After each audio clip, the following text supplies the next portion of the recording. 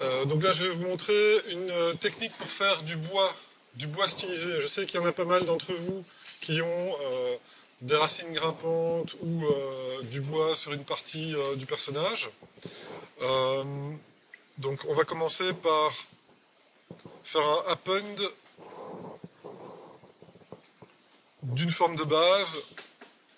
Et donc là, ce sera le cylindre 3D. Ok. Et donc notre cylindre 3D, je vais faire un scale dessus pour en créer une version moins. Évidemment, il faut que je sélectionne un bon subtool. Donc pour faire une version moins épaisse.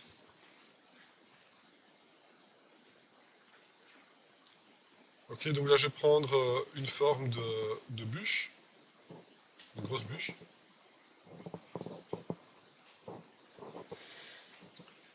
Ok. Et cet objet-là, je vais le subdiviser quelques fois pour avoir plus de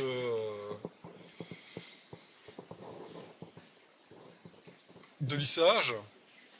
Et puis je vais directement passer en Dynamesh. Alors là, comme c'est un objet énorme, ouais, il n'est pas si gros que ça quand même. Bon, je vais mettre en.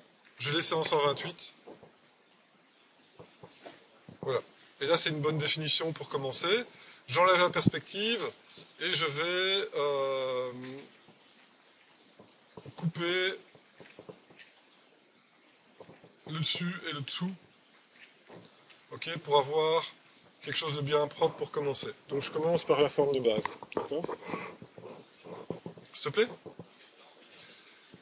Donc en fait, quand tu utilises le clip, si tu as la perspective et que tu fais un clip, même si tu es dans la vue de face, ça va faire quelque chose qui est légèrement courbé. Donc j'enlève la perspective pour être sûr que ce soit complètement plat en fait.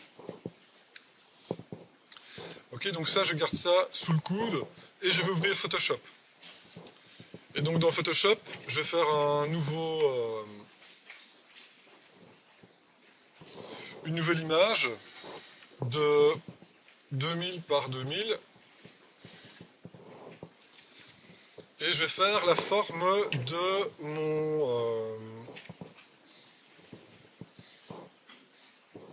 la forme stylisée donc de la nervure du bois. D'accord ? Alors on peut en faire une ou plusieurs. Je vais commencer par en faire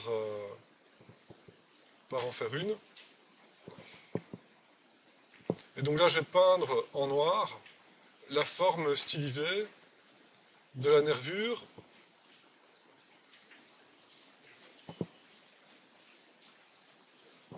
Ok ?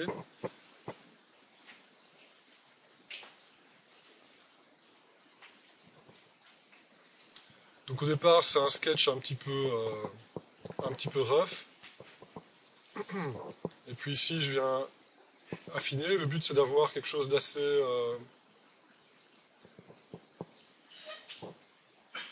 organique, assez stylé, mais qui va pouvoir être utilisé dans plusieurs cas. D'accord ? Alors, pour avoir quelque chose de vraiment très précis, une fois que j'ai fait le sketch et que ça me convient, je vais transformer ça en calque. Donc je vais faire un Select All,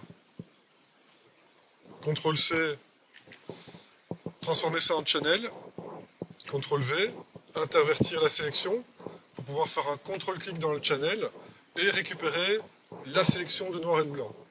Enfin, le blanc est sélectionné, le noir ne l'est pas. Ce qui fait que maintenant, je peux revenir dans mes layers et sur un nouveau calque, remplir ça de noir. Et vous pouvez me dire, oui mais monsieur, il suffisait de travailler dans un layer séparé directement. Et vous avez tout à fait raison, mais comme je n'ai pas fait, il fallait bien que je trouve une astuce pour revenir à un truc. Ok. Ici, je duplique le layer en question, je fais un merge down, donc CTRL E, pour avoir quelque chose de bien solide au niveau de mon opacité, je peux remplir donc le BG de blanc, et j'ai bien la nervure sur un layer. Maintenant, j'ai envie de quelque chose de beaucoup plus propre que ce bidule un peu hachuré, etc.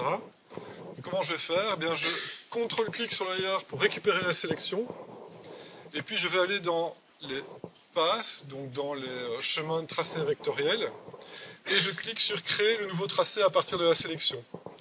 Et là, il m'a créé un tracé. Tracé qui est beaucoup moins déchiqueté et beaucoup plus propre finalement que ce que j'ai en dessin. Et ce tracé-là, je peux contrôle-cliquer dessus pour récupérer une sélection. Et maintenant, je peux remplir un nouveau layer de cette sélection. Et là, j'ai un tracé qui est super propre maintenant. C'est du noir et du blanc. Donc regardez ici, j'ai du noir et du blanc. De l'autre côté, j'avais des espèces de petites lignes d'opacité, etc. D'accord? Donc là, on vient de voir comment cleaner finalement un sketch.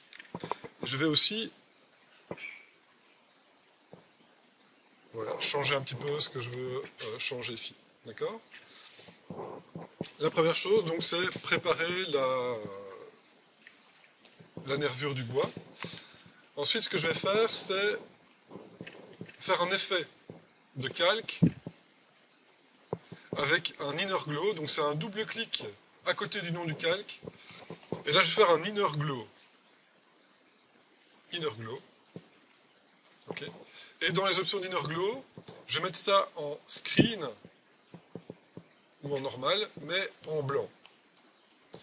Et là, qu'est-ce qu'on est en train de créer? On est en train de créer un léger, en augmentant la size, un léger creux finalement à l'intérieur de la nervure. Donc avec cet alpha-là, on va pouvoir creuser dans le bois et faire la nervure. Maintenant, vous pouvez changer le mode en mode précis pour avoir la même intensité de creux partout.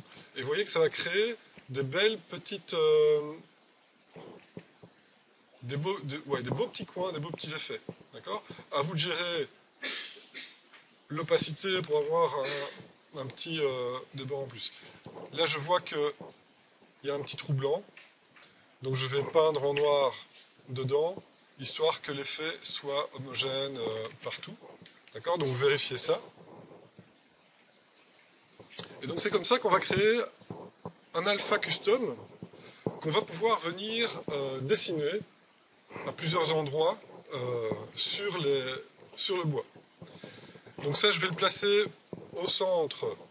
Donc je fais un select all. Je mets un guide qui va être snappé grâce au snap, qui va être snappé au centre de ma sélection. Voilà. Et là, je vois que ma rainure est bien sur le centre de ma... Non, pas du tout.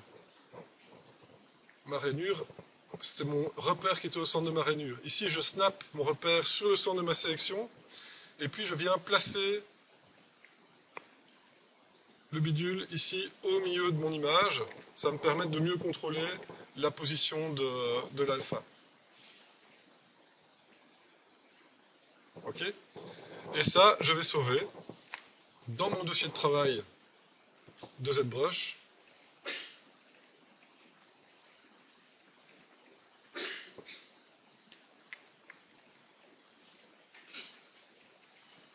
Et je vais appeler ça nervure.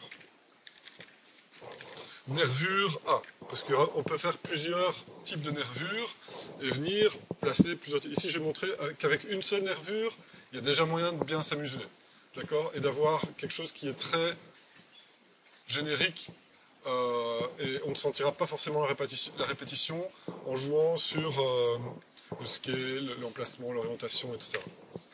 Ok, donc on sauve ça. Pour ceux qui veulent s'amuser, je vais mettre ça sur le réseau aussi.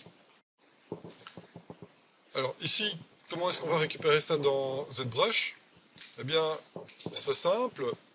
On va prendre la brush standard. On va utiliser le drag rect comme mode de painting, de sculpture. Et on va faire un import du du PSD de la nervure. Ok. Vous voyez un peu le topo. Alors ici, je vais subdiviser à Mac jusqu'à ce que j'ai assez de géométrie pour rajouter le détail que je veux. Donc ça, au niveau densité, ça suffit. Maintenant, il faut que je joue sur les paramètres de l'alpha. Ok, donc là, je vais prendre les paramètres d'alpha. Dans Modify, la première chose à faire, c'est mettre la mid value à 100. Pourquoi? Pour que le blanc devienne le blanc de du fond devienne la couleur neutre. D'accord? Et on voit qu'il n'y a plus d'influence sur les côtés. Deuxième chose, l'intensité. On va régler l'intensité pour que la nervure soit un petit peu moins marquée. Ok. Vous voyez que ça commence à ramer parce que un Dynamesh en subdivision 4, c'est pas ce qu'il y a de plus optimal. En plus, j'ai déjà 11 millions avec le personnage qui est caché. Donc voilà, ça rame un peu.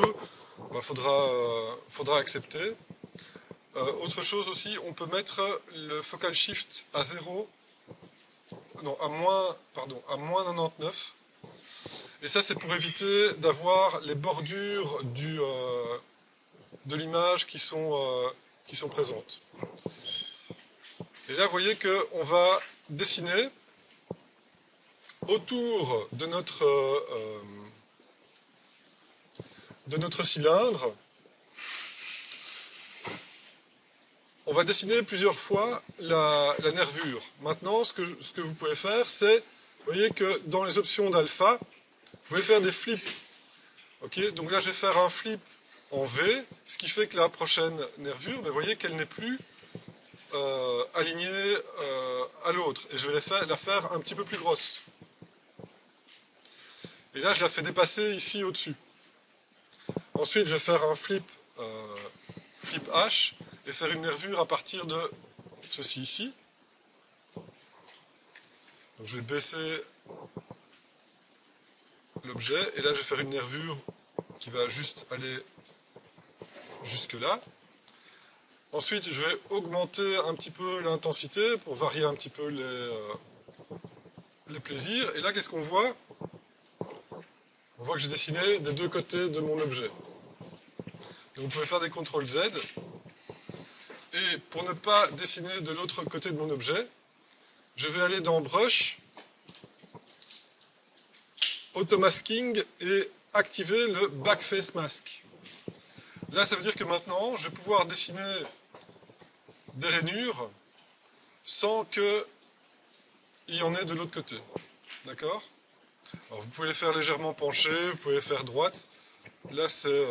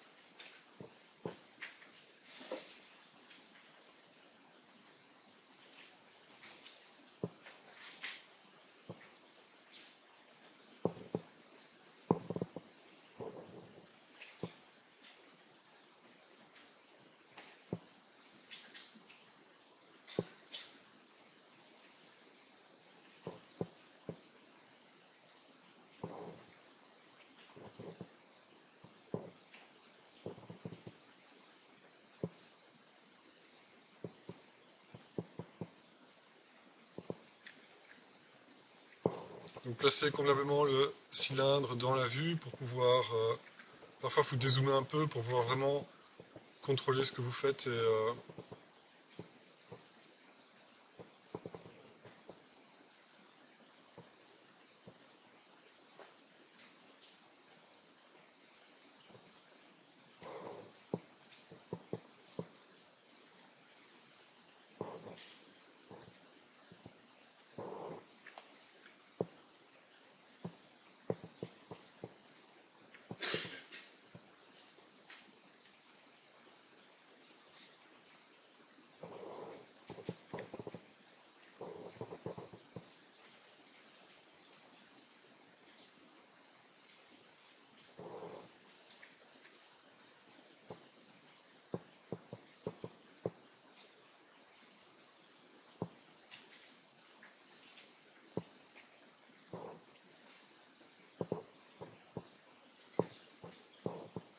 vous voyez que ça va assez vite quand même.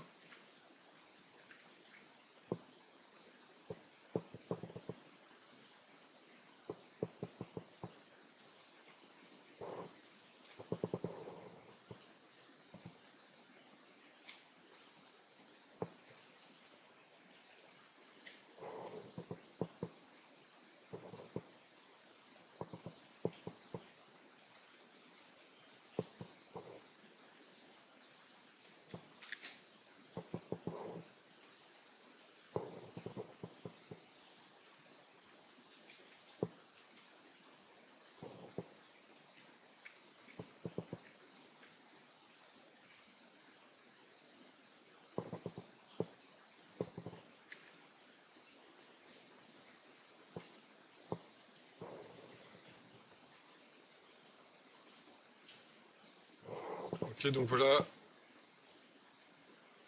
un bois avec quelques nervures dessus.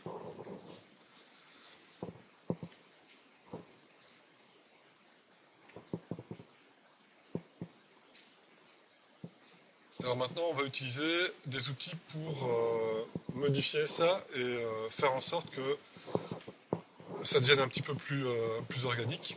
Alors la première chose qu'on peut utiliser dans Déformation, il y a un outil qui s'appelle Twist.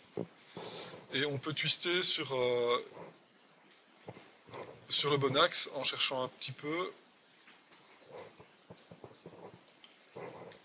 Non, ça c'est un tape.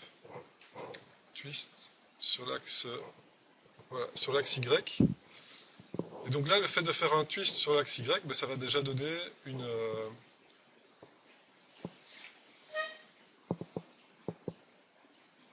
un certain étirement un petit peu plus naturel, avec une impression que les rainures vont s'enrouler autour du bois.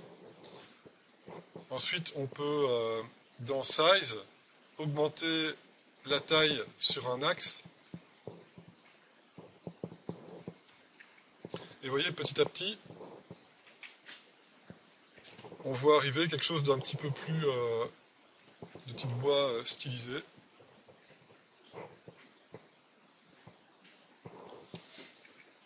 Avec les rainures qui vont se propager le long du bâton.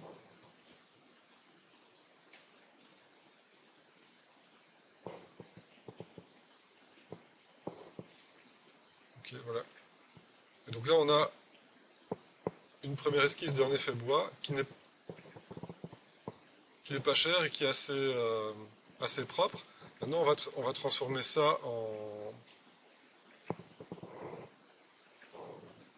en bâton en jouant sur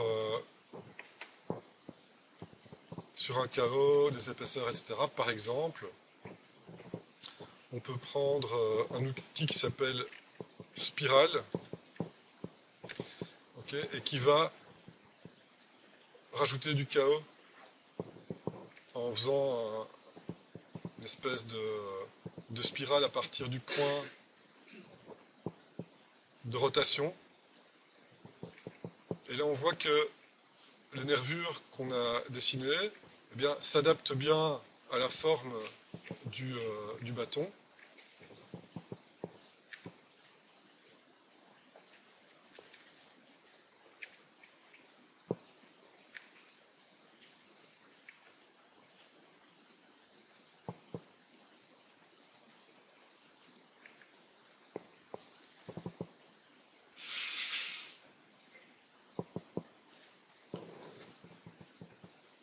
Et en subdivision 1, eh bien on peut, avec la brush Move,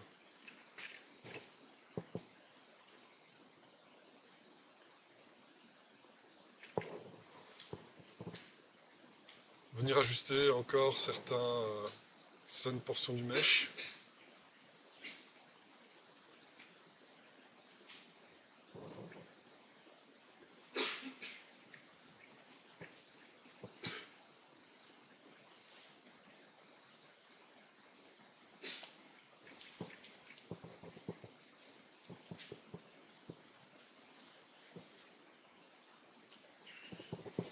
Et alors, si vous voulez faire en sorte que ce soit plus fin, etc., vous pouvez smoother, par exemple, au niveau de subdivision 1 pour que ce soit un petit peu moins marqué. Et regardez, quand on retourne au niveau de subdivision 3, on récupère les rainures qu'on avait quand même. D'accord? Donc on peut continuer à smoother la forme en subdivision inférieure. Il y a quand même les rainures qui sont marquées dedans, donc on va pouvoir récupérer notre travail. Maintenant, elles sont un petit peu moins marquées. D'accord? Donc si vous voulez qu'elles soient plus marquées, il va falloir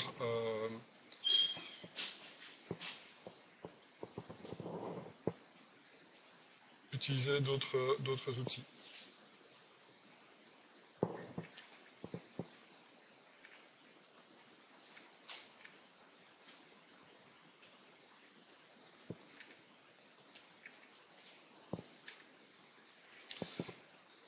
Autres outils du type, vous pouvez prendre toute une section de votre objet, smoother, et là on a un outil ici qui s'appelle Inflate, et on va faire un inflate négatif pour resserrer un petit peu le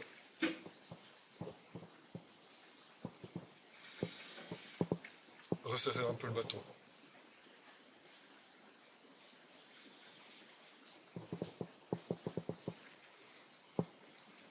Alors, vous voyez que à force d'avoir déformé tout ça, parfois j'arrive à des sections plates qu'il faut éviter quand même, et vous voyez que le fait d'avoir marqué certaines rainures de manière plus intense, c'est ça qui ressort mieux comme détail en fin de compte. D'accord? Donc bien gérer la force des rainures quand vous travaillez sur votre forme de base, bien ça va vous permettre de garder peut-être plus de